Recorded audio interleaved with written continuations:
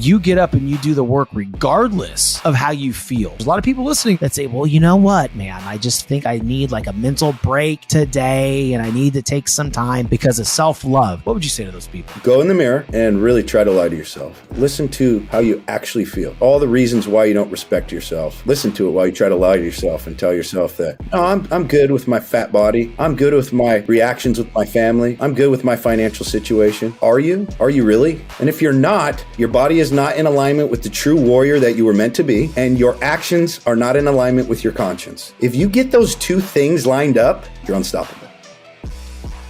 What's going on, everybody? Welcome back to another episode of the podcast, The Determined Society.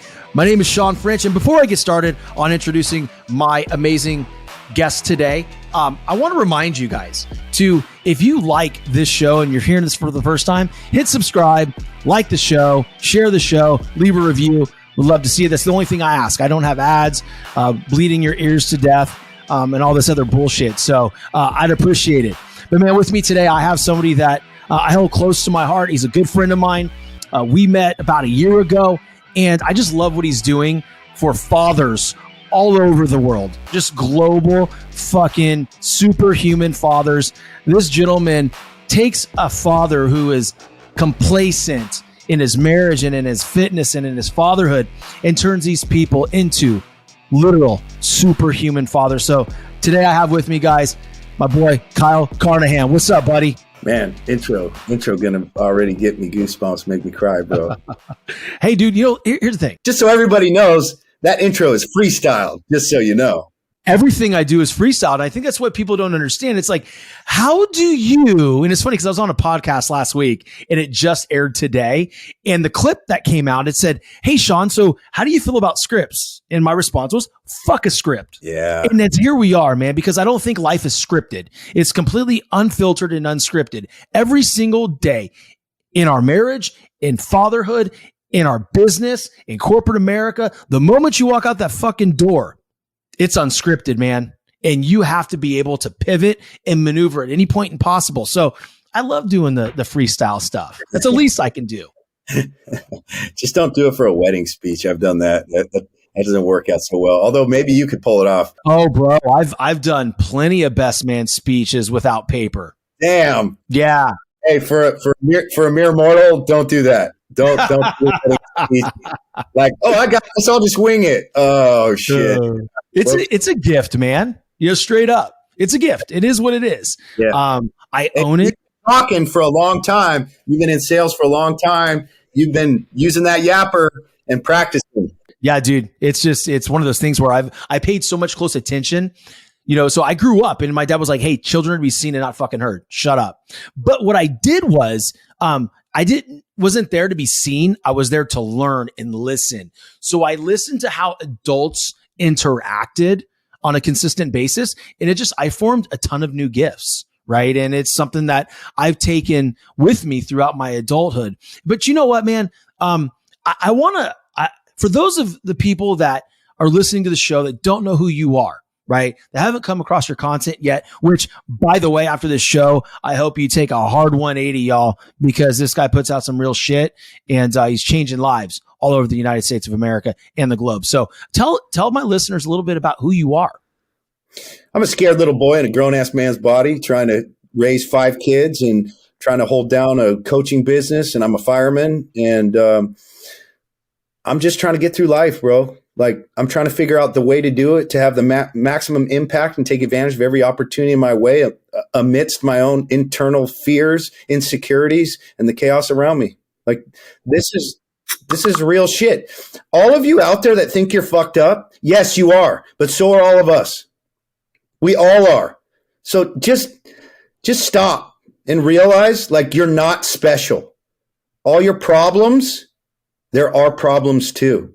That little voice in your head that tells you you're fucked up, you can't accomplish anything, you can't do anything. I hear it loud and clear all day long. You can overcome it. You can figure it out. I think let's talk about that really quickly because first of all, I loved the explanation of who you were, a scared little boy in a grown man's body. I would be remiss if I didn't say I feel the same way.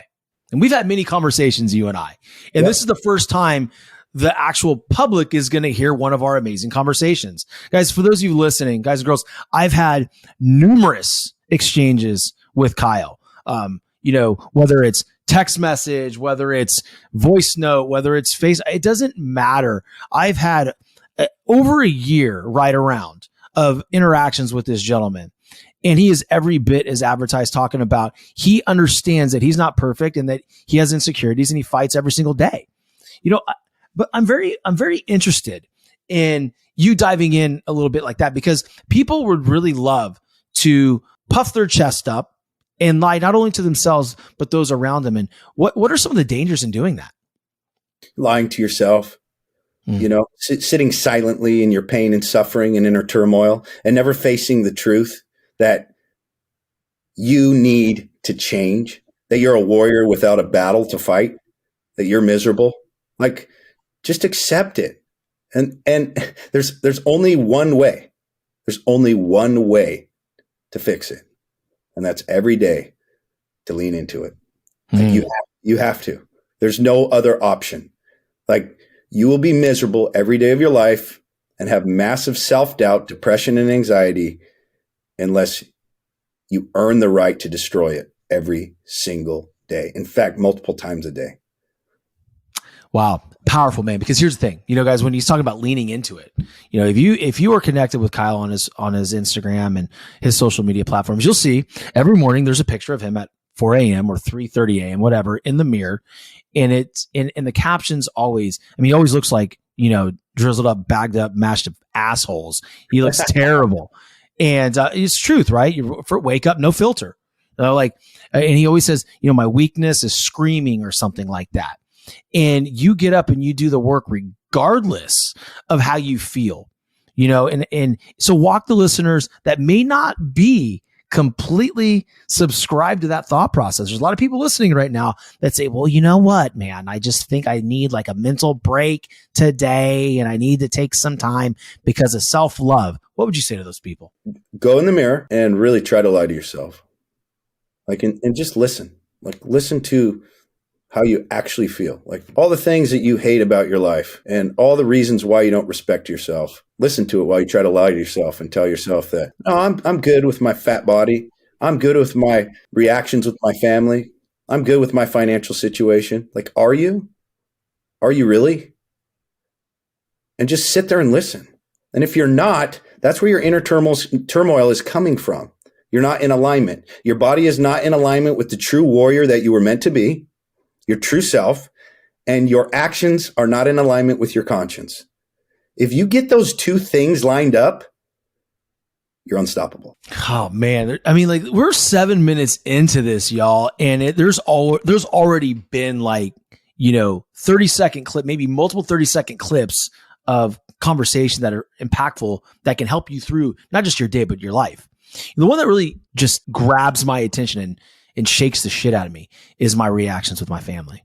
The whole fat body, I'm not where I need to be. I'm not the warrior I should be. It's everyday process. Me either, bro. Right. We working on it every day. The one thing that drives me to almost like tears on a day-to-day basis is I can count at least a half dozen times every single day, if I'm being conscious about it, of poor reactions towards my children and my wife. Yeah. Let's talk about that. So what are father struggles? One, apathy, right?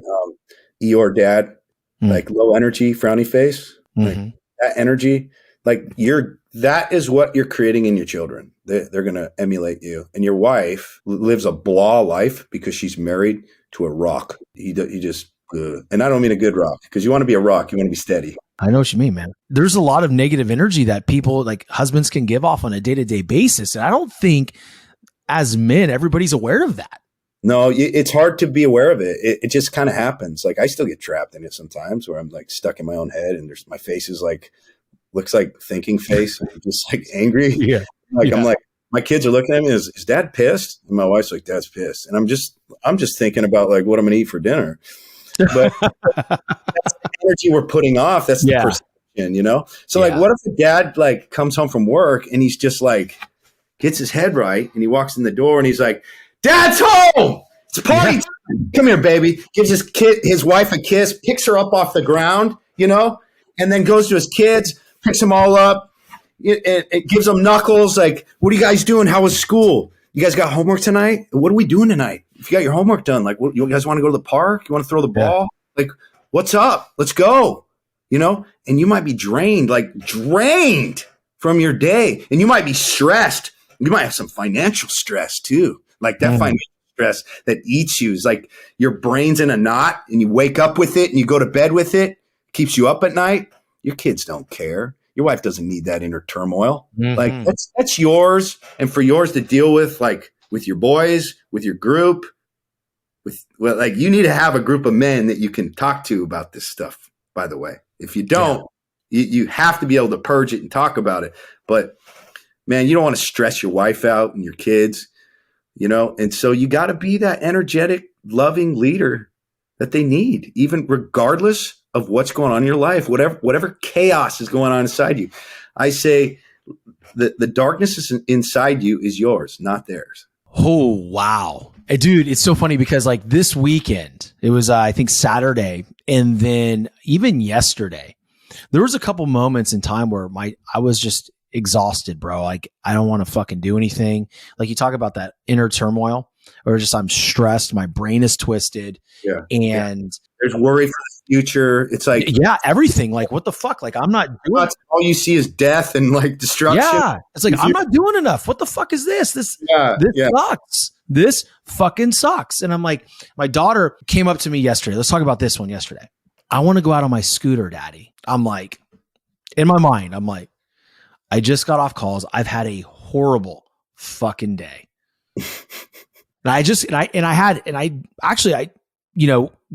It was after I went to the gym. I had a shitty day, went to the gym, came home, and I still wasn't right. And I did a leg workout. That's how bad I felt mentally yesterday. And, I have one more call. I'm finishing up. I walk in the house. She's like, I want to go on a scooter. The first thing I thought of? My boy Kyle. What the fuck would Kyle do? Oh, shit. I said, get your stuff. Let's roll. Let's roll. And I put her in her little helmet and her little scooter. This is Mia, my 3-year-old. And, we go down the street, and she's like, I want to go that way. I want to go all the way where we did on Saturday. I'm like, how do your legs feel? You do that?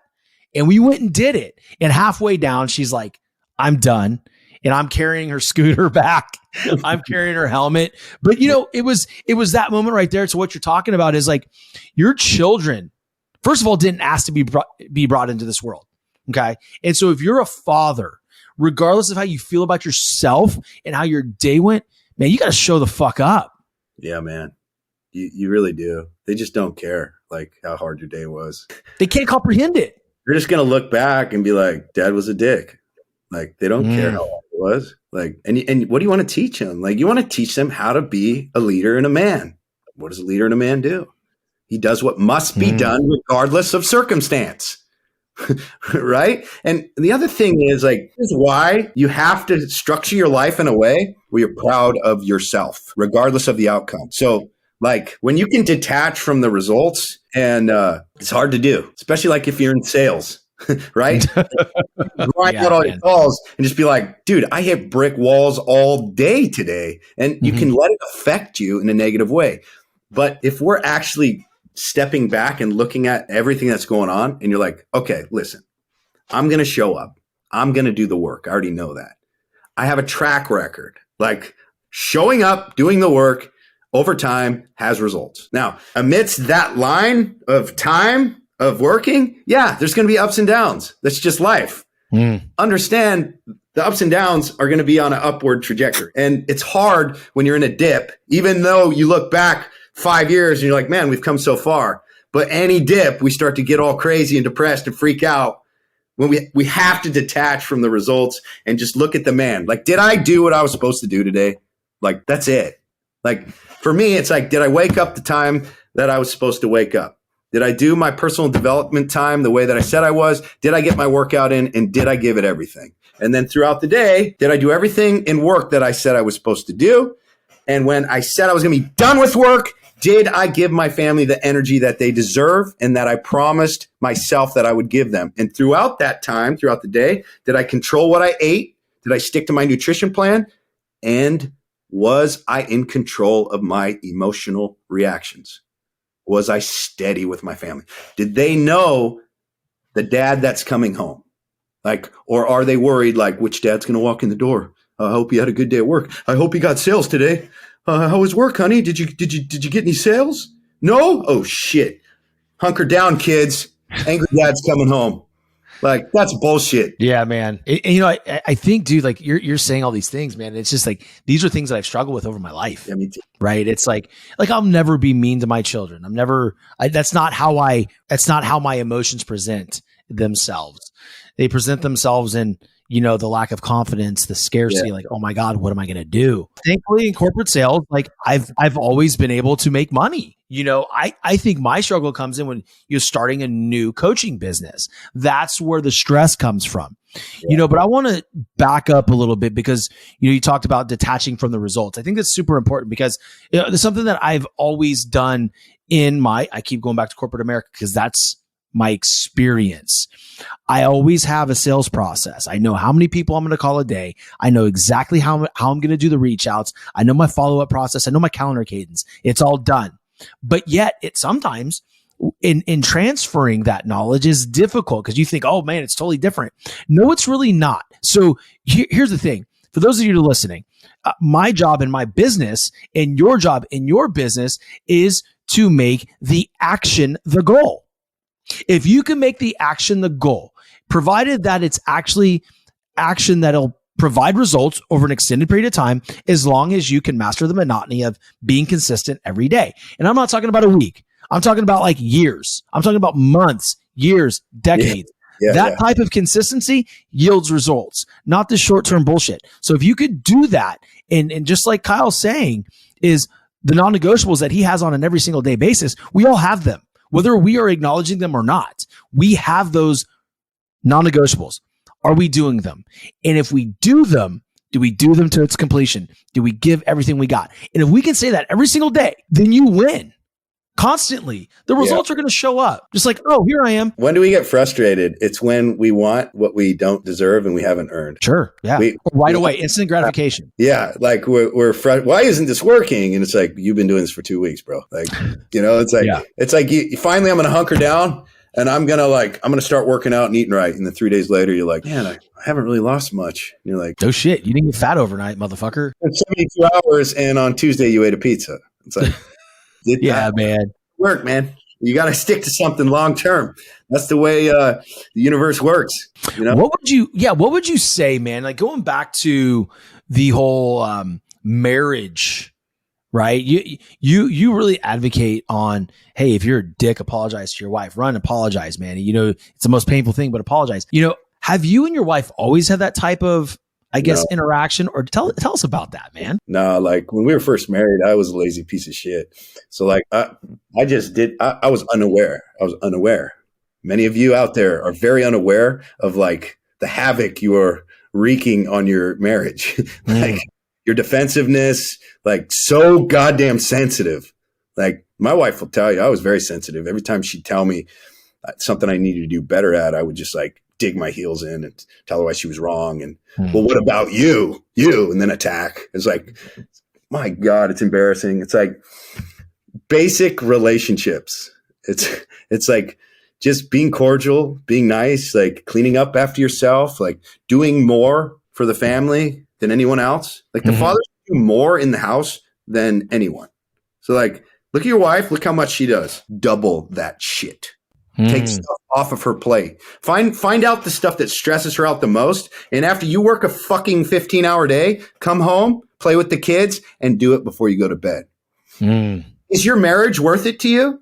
Like people say their marriage and their family is the most important thing in the world. And it's bullshit. They're not showing that, right? They're not showing that in their actions. That's the biggest thing. Talking. And trust me, I know, because I was that guy. I would leave piles of clothes everywhere. I would never do the dishes, never help cook, never help clean, because I made the money working like 36 hours a week. I thought I was like killing it as a man because I was paying the bills. Working some part-time job. It's just like, if you want your family to flourish, you have to do the most. And there's the Superhuman Fathers slogan. It's in the back of our shirts right there. We do the most, we need the least. You know, it's funny because there's a lot of men that get trapped with feeling like they need more. And when they get home from work or whatever it is throughout the day, they like to keep score with shit. Yeah. You know, talk to us a little bit about, you know, your thoughts on keeping score on your partner, because I think it's a trap, dude. And I'm not going to say I haven't done it. Of course I fucking have.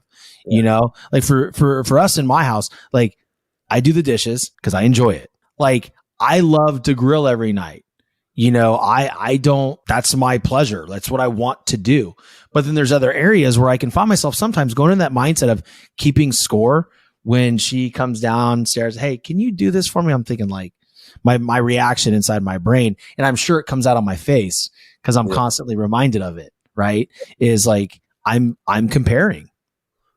Yeah. Hey, I keep score too. I keep score how many times I say, absolutely, I can do that. And then do more. Like I will do more than you. That's how I keep score. I'll take care of you more than you take care of me. And so if she turns it up, I'm going to turn it up even more. And she's also very competitive. Mm-hmm. And so over the years, we started to both have this outlook towards each other of just like massive service to each other, trying to outdo each other by serving each other. And that's what you want to culture in your family. Like, you know, and I learned that from the firehouse, man. I learned that from the firehouse because anytime you do something for someone who's a good fireman, you're going to find it double back to you. Whether you lend them money or give them a sandwich, like you're going to find 2 sandwiches or double the money in your account. A good fireman. Not all are like that, but there's this sense of like, you're not going to eat if there's like a bunch of cookies on a plate, and cookies eat way too many firemen. Fucking firemen, stop being fat firemen. Stop eating the cookies. But the point is, if there's one cookie left, it stays there. And then it'll get halved. No shit. Get halved. No one will take the last piece. That's hysterical. So a lot of these things I learned just by being around good firemen. That because we have to learn to live together in tight quarters with a bunch of angry men. Yeah. You know, and so you learn how to take care of each other and serve each other so that it works and you enjoy life together. And that's really what taught me to bring that home to my family, man. Yeah, that's selfless behavior. I enjoy that. The thing that, you know, I want to really highlight is when you and your wife started going on that journey of, you know, let's just call it outperforming each other, over delivering, right? Because a lot of times when a husband or wife will make an adjustment in their marriage, there's a lot of people that go into it like, well, I tried this once and I didn't get a result. Yeah. So they say, fuck it. And they, you know, like guilty as charged, man. I've done that. I think it's so important to understand that your spouse needs to see this as a continuous improvement or it's just a good moment. That's all it is. She doesn't respect you or believe you. And so she's going to test you. She's going to test you by trying to piss you off. And she might actually just be a bad person. That might be the case too. Or how much more important is it for you to lead and show her what a good man looks like? Like we think we have to be a piece of shit just because she is. Yeah. Does that make any sense at all? Like, how are you leading from the front when you're letting her response completely crush you and then you lose your mind and then you blame it on her? Like, you chose her. So now lead her by example. And it might take years. Mm-hmm. But if you're committed to this relationship, guess what? Years from now, you're still going to be miserable if you don't get your shit together. So it's like, other than that, like then leave. Just leave. Those are your 2 options. Lead or leave. That's it. And if you decide to stay, just go all in and accept all her faults and then teach her by example and be patient and loving and lead your family without being emotionally affected by them. Like we need a logical man in the house leading. Yeah, that's a great point. Again, so many gems dropped, brother. I mean, like this is, you know, minute 25 already, and it feels like 2 minutes. And if the audience has not tuned out, then they are getting benefit after benefit of this conversation. I mean, straight up. I want you to go into a little bit though about your coaching business and what Superhuman Fathers is, because, you know, it would be a crime not to make that a highlight of the show. Yeah, man. Superhuman Fathers has become a second family to me. It's an organic growing brotherhood that had never had a plan of being started in the first place. I've always been obsessed with body composition change. Mm-hmm. Ever since I was a kid looking at G.I. Joe guys and freaking He-Man and stuff, like I wanted to be jacked. And I've been given very skinny genetics, so it's been a long 20 years. A lot of you look good, man. You're all jacked up, bro. You look great. Yeah. The legs still suffer, but hey, I'll be a bull riding a chicken. It's all right. But the point was I got into that. All right. And then guys started asking me, hey man, help me look like that. And I was like, cool. Yeah, I love it. So they started, and especially as I started getting older with guys with families, started getting them ripped. And then all of a sudden, what did I see? More confidence, more patience in the home, more sex, better connection with their wives. Wow. We have a happier, more fulfilled human from changing his body. But it wasn't what I learned. It wasn't necessarily just the body. It was the habits and it was the discipline that bled over into the other things. Because if you can control your food, man, like if you could control that food, I'm a food addict. Yeah, we've had that conversation. We're both like that. Yeah. I mean, if I eat one piece of pizza, I'm eating 10 pizzas. Like I have a problem. But like, bro, like I have a problem. Okay? But you can do this. You can be a food addict. You can live ripped. Like you can because I'm doing it. And it's a struggle for me every day. It really is. Like I want to go eat some shit right now. But I wrote on my whiteboard exactly what I'm going to eat today. And I'm going to stick to that because the food is not going to heal me. It's just going to make me pissed off and angry with myself. I already know that. Yeah, man. It doesn't make it any easier, right? So this is part of the reason why I started Superhuman Fathers was my food addiction. And I saw the pain of men as they got older and they started to lose their fire and let themselves go and fall into depression and anxiety and slowly die. And so guys started reaching out to me for help. And eventually I started charging. We turned into a business. We went from 30, 50, 100, 200, 300. We're over 350 guys now. We have multiple groups within the Superhuman Fathers Brotherhood. We have the Vikings for the big boys. They run the show. They are the leaders of the ship. So if you're like 260, 270 and above and you got some serious weight to lose, we put you in with the Vikings. And then the rest of the group, we have you earn your way into what we call the Order of the Warrior Monk. The Order of the Warrior Monk is the place where you're getting close. You're almost there, but you're about to go into the quicksand. And we call the quicksand that because in order to get really, really, really lean the first time, you're going to go through some shit. You're going to go through some physical pain. But what happens when you go through physical pain and you take it as a spiritual challenge? Your life changes. You become a very powerful man. And eventually you will change your body fat set point. I don't know if it's physical or mental. I think it's more mental. You have a temperature gauge of where you're happy with in your physique.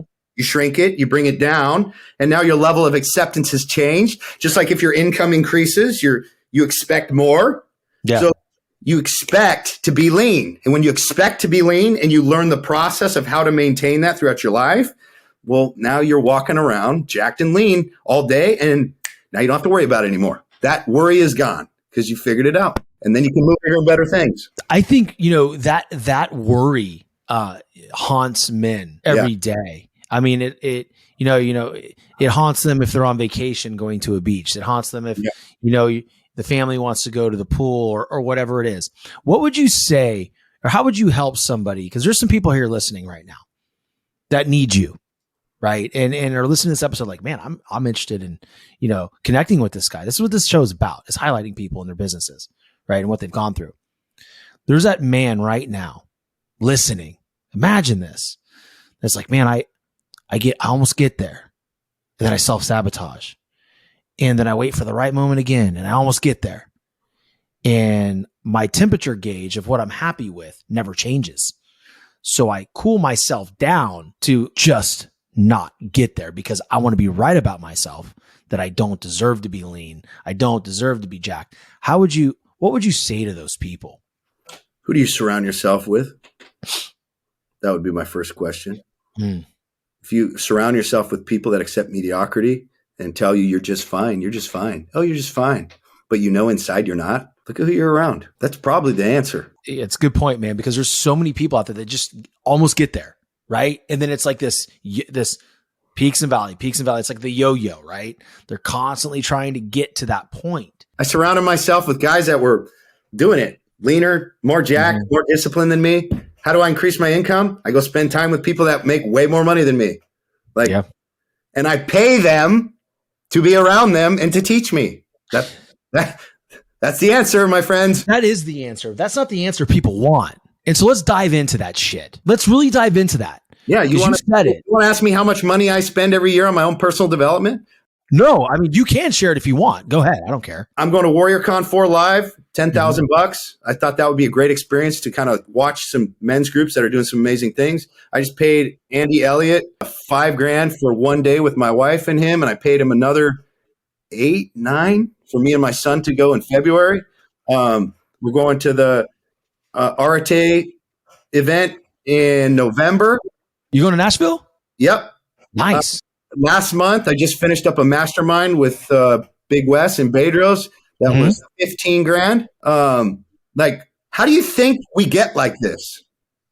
It's not by reading books, and it's not by thinking about it and writing a vision board. It's getting around people that are doing it that will hold you accountable. Like, that's it. I love that. I think the biggest thing, that the audience can take away from this is like, if you want to get in the room, you got to pay for it. Straight up, you cannot. What can we offer them? We have no value to give them. They have so much value to give us. We have nothing. Our presence doesn't give them value. They're so elevated that it's like, they're like, hey, they're doing us a favor by giving us the option to pay them to be around them. And then they're like, dude, like to them, it's like, thanks. Like, you're validating me, like my value. Like now I'm indebted to you to help you. Like I want to provide you what you need. Like, what do you need?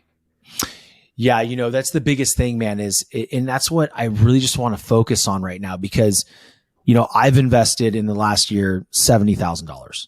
Right. And I mean, I don't feel I'm exactly where I need to be. Right. So I have to look at that. And I have to have that. I have to accept that responsibility. Like, okay, your picker might be broken, dude. Again. And so, but people will go, I just want it for free. Like, how can I get in the room with these people? And dude, there are some instances where you get lucky, right? Where, you and I had a conversation that we're not going to mention names, but I have an in-person interview with the biggest, baddest dude in the industry, in my opinion, right now.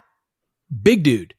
And it was just I did a simple Instagram video and sent it to him. I would sit down with this guy, in January. It can happen like that. But what'll probably happen out of that? Well, yeah. What's the power behind that? It's the relationship. And so he scratches your back. And here's the thing. It's like, okay, now I'm already thinking, it's like, okay, this guy is doing me a solid. He doesn't have to. What does he have that I can be involved in? Yes.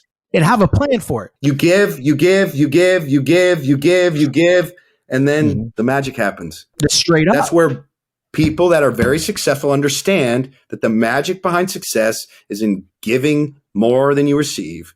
And weird how marriage is the same. Weird how fatherhood is the same. Weird that building a physique is the same. Man. The same principles, man.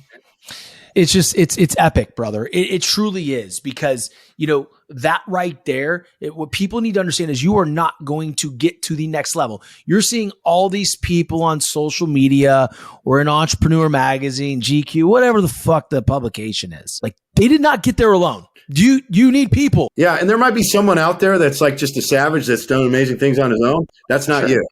No, it's not you. It ain't fucking me. I can tell you that much right now. Like it's not anyone that's listening here. Like, you need help. You need guidance. You need coaching. You need masterminds. Like, you need people that have done it and help you to get to where you want to go. If you invest in all that and invest in yourself, dude, the sky's the limit. Dude, I'm close to making $1 million this year. Fucking congratulations, man. Like, that's 18 months. I'm a fireman. I'm not an entrepreneur. But what did I do? I surrounded myself by masters of the craft that helped me, become this man. Like, become the man that can speak, that can set the example, that will work harder, that will be more disciplined than the people he leads. Like, if you want to be a leader of men, you have to have something to offer them. And the best thing you can offer them is your example. That's number one. And then two, like how to do it.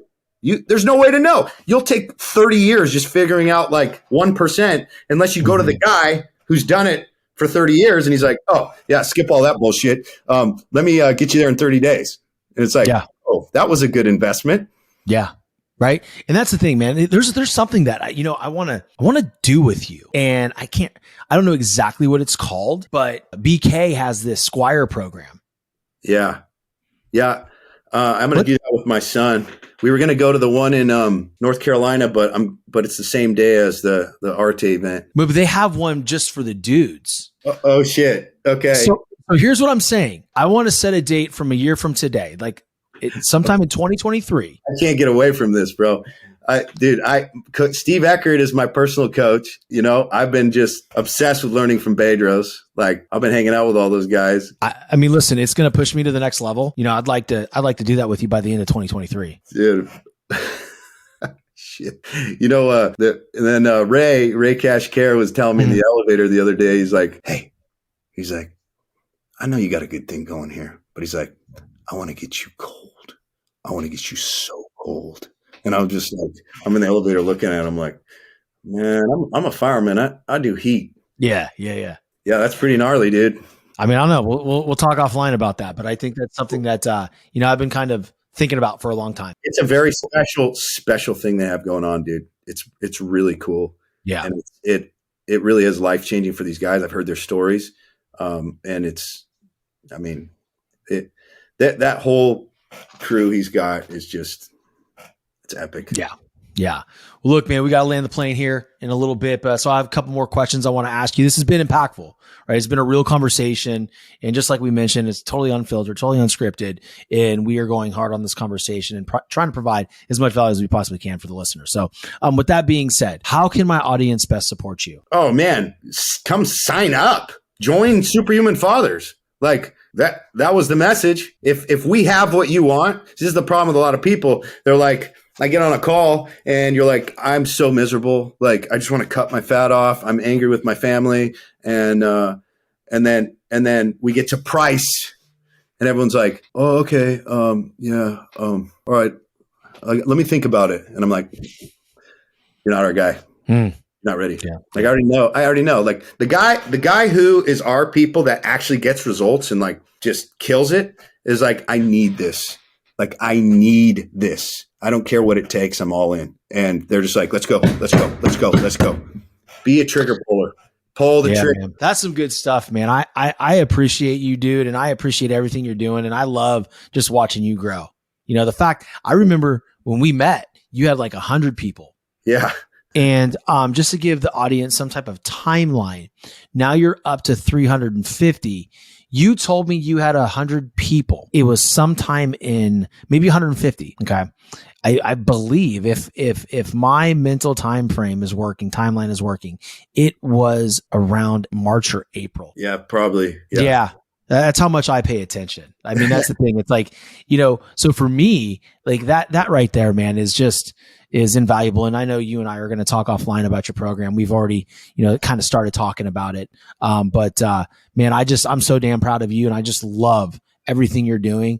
And brother, the world needs you. Fathers need you. And more than that, more than the fathers needing you, it's the wives and the children that need you. Yeah. Epic business, brother. Epic thing that you're doing for the world. Create the message, spread the message, and then create more messengers. And I call it the gathering, man. We're gathering fathers, and we're healing their families and curing their inner turmoil. And results don't lie, man. The transformations, like we got like 30 of them about to release. 30 transformations that are insane. We've been pushing these boys. Pushing them, holding them back, pushing. Love it, dude. I mean, dude, all the transformations are not just like, you guys listening, like, here's the thing. I'm going to put all of his information in the show notes, obviously, links to his site. You'll click on his name. It'll take you right to his website, right? You're going to see, his social media platform links, all that kind of stuff. But like, guys, when you see transformations, you have not seen transformations like this.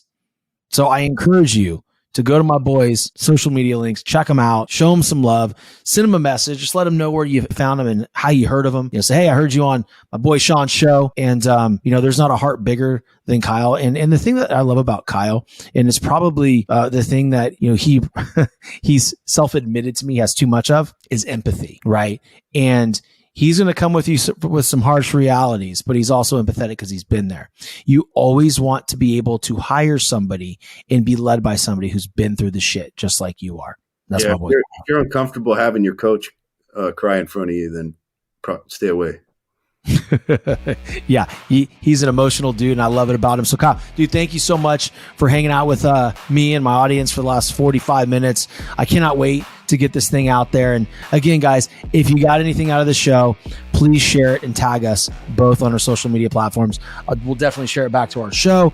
And hey, don't forget to subscribe to the show and to leave a rating and a comment. So with that being said, guys, I love you all. And again, Kyle, thank you so much, buddy. Thanks, Sean. You're the man, bro. You got it, buddy. Peace, guys.